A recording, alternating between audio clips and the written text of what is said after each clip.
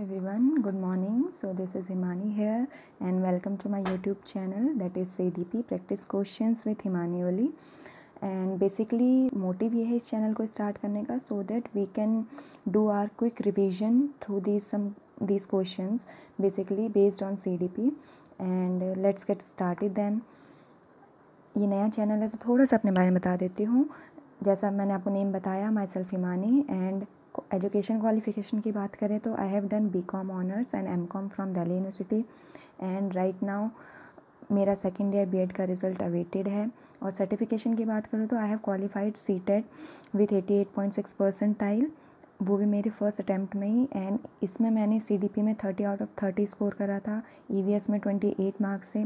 थोड़ी सी मैं अभी आपको दिखा दूँगी अपना रिपोर्ट कार्ड.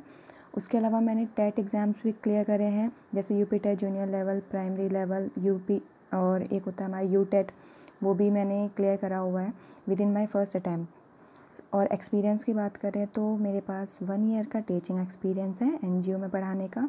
और उसके अलावा I am currently working as a full time teacher since 2018.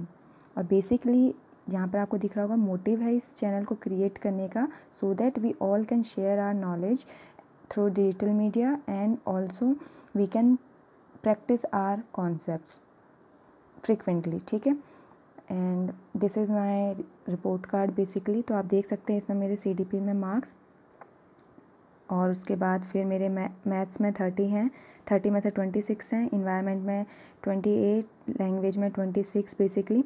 So these are my marks. और ये मार्क्स मैंने सिर्फ आपको ये दिखाने के लिए लगाए हैं कि आपको पता चले कि हम जो पढ़ रहे हैं या फिर जो भी प्रैक्टिस कर रहे हैं वो वही क्वेश्चन है जो फ्रिक्वेंटली पूछे जाते हैं. ठीक है. और मेरी ये स्ट्रेटजी थी कि मैं उन्हीं क्वेश्चंस को ज़्यादा रिपीट करती थी उस टाइप के जो आते थे, इसलिए मेरे ये शायद ज़्यादा मार्क्स आ पाए हैं. ठीक है. So let's started. First, dyslexia is associated with. Dyslexia आपने सुना होगा, ये बहुत ही कॉमन टर्म है. ये किससे एसोसिएटेड है आपको वो बताना है. ठीक है. Mental disorder, mathematical disorder, reading disorder या बिहेवियरल डिसऑर्डर. तो आपको ये चीज़ पता है कि डिसलेक्सिया जो मेंटल डिसऑर्डर नाम की कोई चीज़ नहीं होती, मतलब उसमें ये होता है मेंटल फंक्शन नहीं कर रहा होता आपका दिमाग. मैथमेटिक्स आपका कैलकुलेशन से रिलेटेड होता है, आपको पता है ना. और इसको हम क्या कहते हैं, डिसकैल्कुलिया. यहाँ जैसे डिसलेक्सिया लिखा है वो डिसकैल्कुलिया हो जाएगा. रीडिंग डिसऑर्डर आपको पता है, यही है इसका आंसर. रीडिंग डिसऑर्डर क्या होता है, ऐसे प्रॉब्लम जिसमें बच्चे को WM की तरह पढ़ेगा वो, है ना. और उसके अलावा बहुत सारे अलग अलग लेटर्स होते हैं, जैसे S, वो उसको उल्टा लिखेगा ऐसे. तो ये प्रॉब्लम्स आती है बच्चे के सामने, इसी को हम कहते हैं डिसलेक्सिया. ठीक है. तो इसका आंसर हो जाएगा C. या आप पिक्चर में देख सकते हैं, जैसे बच्चे के दिमाग में ये बुक नहीं जा रही है, इसमें लिखे हुए वर्ड्स नहीं जा रहे हैं. ठीक है. Next, the insight theory of learning is given by. अब आपको बताना है जो इनसाइट थ्योरी ऑफ लर्निंग है वो किसके द्वारा दी गई है. तो स्टार्ट करते हैं. बताओ, गेस्टाल्ट, पेवलोव, पियाजे या फिर वाइगोत्स्की, किसने गेस्टाल्ट थ्योरी को दिया है. तो आपको पता है इनसाइट लर्निंग थ्योरी को मैंने आंसर बता दिया है. तो ये जो गेस्टाल्ट हैं इन्होंने ही इनसाइट लर्निंग थ्योरी को दिया था. इनका ये मानना था कि जो हम लर्निंग करते हैं वो कई बार सडनली से आ जाती है. फॉर एग्जांपल, हम कई बार एक क्वेश्चन सॉल्व कर रहे होते हैं लेकिन वो हमसे नहीं होता, फिर हम 5 मिनट का रेस्ट देते हैं, कुछ और काम करते हैं, बट सडनली से हमारे माइंड में वो क्वेश्चन का आंसर आता है और हम उसको सॉल्व कर पाते हैं. ठीक है. ये इन्होंने एक एक्सपेरिमेंट करा था चिंपांजी के ऊपर. ठीक है. और उस बंदर का क्या नाम था, सुल्तान, जिसके ऊपर ये एक्सपेरिमेंट किया गया था, है ना. और पियाजे, पेवलोव और वाइगोत्स्की ने तो अलग अलग चीज़ें करी थी. जहाँ आपको पता है कि पेवलोव ने क्लासिकल कंडीशनिंग दी थी जो डॉग के ऊपर थी, है ना. पियाजे ने तो एक कॉग्निटिव स्टडी करा था कि कॉग्निटिव डेवलपमेंट कैसे होता है माइंड का, है ना. और वाइगोत्स्की तो आपको पता है सोशियो कल्चर थ्योरी है. इनके ऊपर हम प्रैक्टिस करेंगे क्वेश्चंस नेक्स्ट कमिंग वीडियोज़ में. ठीक है. तो बेसिकली यहाँ पर आंसर क्या हो जाएगा अभी फ़िलहाल इसका A ऑप्शन. ठीक है. और ये चिंपांजी है जिसका नाम सुल्तान था, आप एज्यूम कर सकते हैं. And next question, in which of the following stage do children become the active member of their peer group. तो आपको इस बताना है कि पीयर ग्रुप मतलब जो आसपास आपका ग्रुप होता है उसमें आप कब एक्टिव मेंबर बनते हैं. ठीक है. उस ग्रुप के अब आप बताएंगे अडल्टहुड, चाइल्डहुड, एडोलेसेंस या फिर अर्ली चाइल्डहुड. अब आप बताएंगे यहाँ पर. तो आपको पता है अडल्टहुड में तो हम फ्रेंड्स नहीं बनाते हैं ना, ये तो ऑलरेडी बने हुए फ्रेंड्स होते हैं. अडल्टहुड की स्टेज क्या होती है, टीनेज के बाद वाली. ठीक है. तो वो तो नहीं आएगी. चाइल्डहुड हो भी सकता है, देखते हैं अभी. एडोलेसेंस और अर्ली चाइल्डहुड। तो आपको एक चीज़ पता है कि यहाँ पर पूछा है एक्टिव मेंबर कब बनते हैं, तो ये क्वेश्चन बहुत फेवरेट है सीटेट का, अदर टेट एग्जाम्स का भी, क्योंकि यहाँ पे सबसे ज़्यादा मिस्टेक्स हम लोग करते हैं। ठीक है, एडोलेसेंस इसका राइट आंसर है, क्योंकि एडोलेसेंस मतलब एक तरह से टीनेज, जो कि आपकी एज होती है 12 to 19, है ना। इसमें क्या होता है, हम लोग बहुत एक्टिवली पार्टिसिपेट करते हैं अपने ग्रुप्स के साथ, उनके जैसा बनना चाहते हैं, उनके जैसे एक्टिविटीज़ करना चाहते हैं, ठीक है, उनके साथ घूमना चाहते हैं, सारी चीज़ें होती हैं। लेकिन इसी में क्वेश्चन मॉड्यूलेट करके बताया जाता है कि कब हम ग्रुप्स फॉर्म करते हैं, ग्रुप फॉर्म कब करते हैं, उसका आंसर आएगा चाइल्डहुड।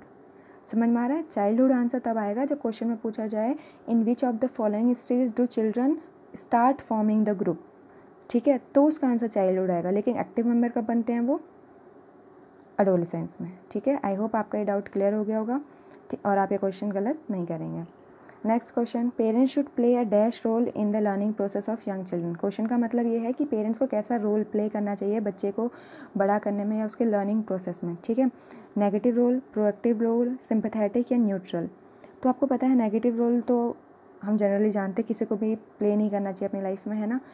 सिंपैथेटिक कई बार ठीक होता है, बट मोस्टली ये कंसिडर नहीं किया जा सकता कि बच्चा कुछ भी कर रहा हो आप उसको सिंपैथी दिखाएं, है ना, तो वो भी अच्छा नहीं है। न्यूट्रल तो आपको पता है कि पेरेंट्स कुछ बोलते ही नहीं है, बच्चा चाहे कुछ कर रहा हो ना कर रहा हो।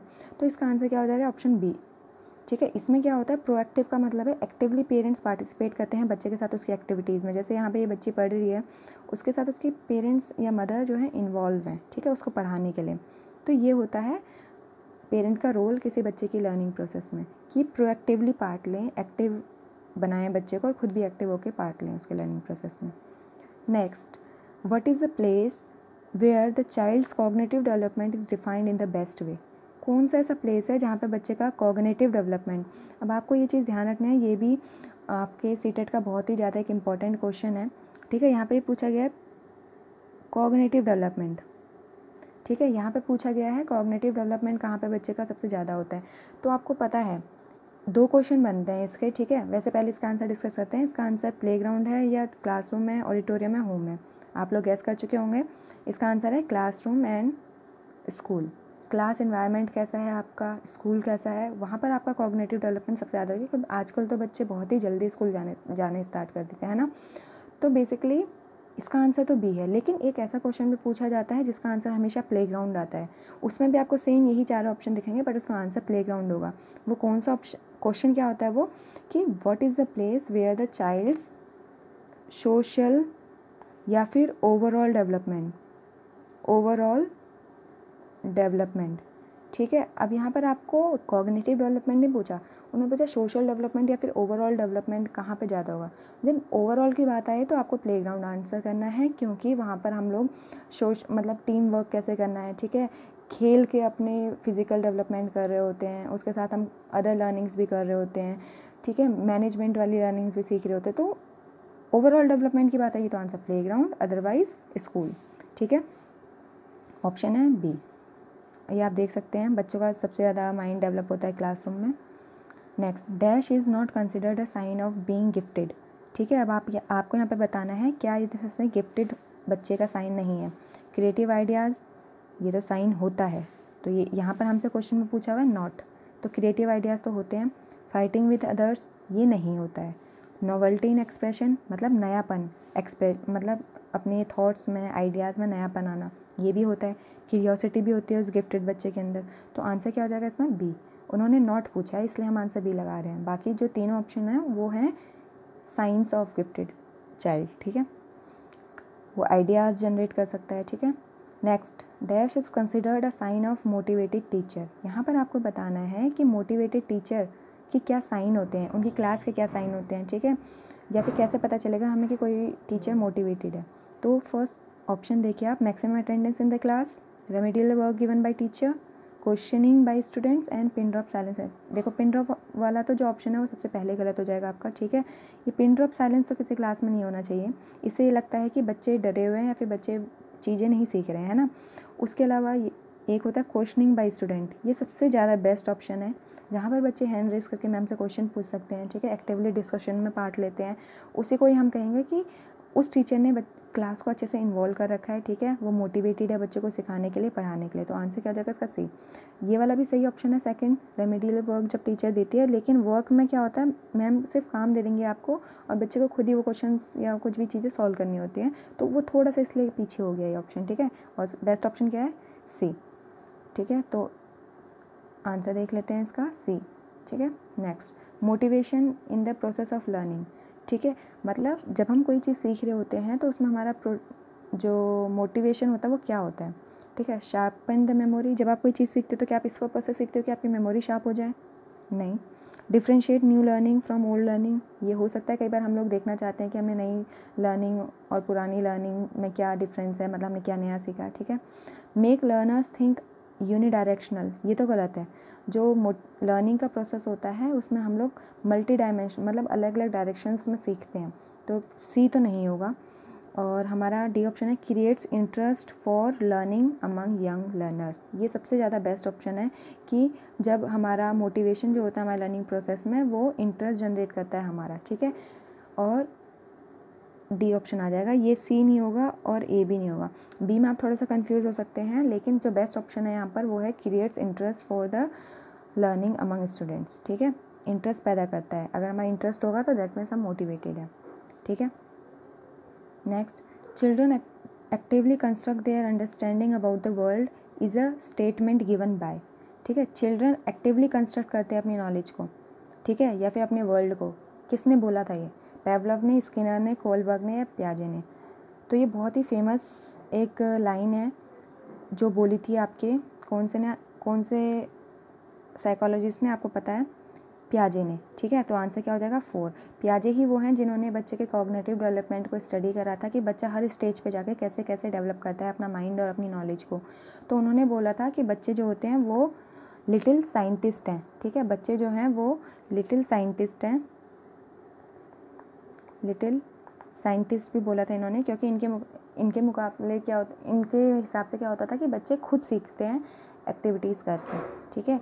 तो आंसर क्या हो जाएगा इसका? डी, ठीक है। यहाँ पे बच्चे एक्सपेरिमेंट करते हुए आपको दिख रहे होंगे।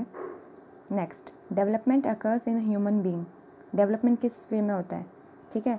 Up to the end of adolescence, गलत है, क्योंकि हमारे पास 2 टर्म्स होती हैं, डेवलपमेंट एंड ग्रोथ की, और ग्रोथ और डेवलपमेंट आपस में कई बार हम इंटरचेंजबली यूज़ कर लेते हैं, बट अगर हम उसको डीप में स्टडी करेंगे तो वो एक जैसा नहीं है। डेवलपमेंट और ग्रोथ जो होती है, ग्रोथ पार्ट है डेवलपमेंट का।